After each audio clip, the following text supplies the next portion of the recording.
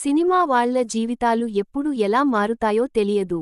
ఓడలు బండ్లుగానూ, బండ్లు ఓడలుగానూ మారుతుంటాయి. సినిమా ఇండస్ట్రీలో ఓ వెలుగు వెలిగిన నటులు కొందరు, చివరి దశలో దుర్భర జీవితాన్ని అనుభవించారు. అలాగే తొలినాళ్లలో కష్టపడ్డ నటులు ఆ తర్వాత స్టార్లుగా మారిన వారు సైతం ఉన్నారు. గతంలో చిన్న టీవీలో యాంకర్గా పనిచేసిన ఓ నటి, ఇప్పుడు ఒక్కో సినిమాకు ₹10 నుంచి 15 కోట్ల వరకు డిమాండ్ చేస్తోంది.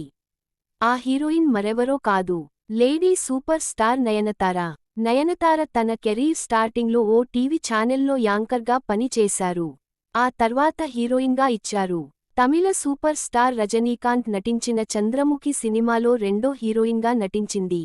బాక్సాఫీస్ వద్ద ఈ సినిమా మంచి విజయాన్ని నమోదు చేసింది. ఆ వెంటనే ఆమె నటించిన గజని సినిమా సైతం సూపర్ హిట్గా నిలిచింది. దీంతో నయనతార వెనుతిరిగి చూడాల్సిన పని లేకుండా పోయింది.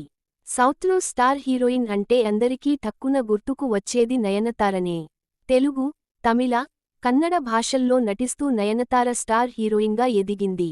ముఖ్యంగా తమిళనాట నయనతార క్రేజ్ వేరు.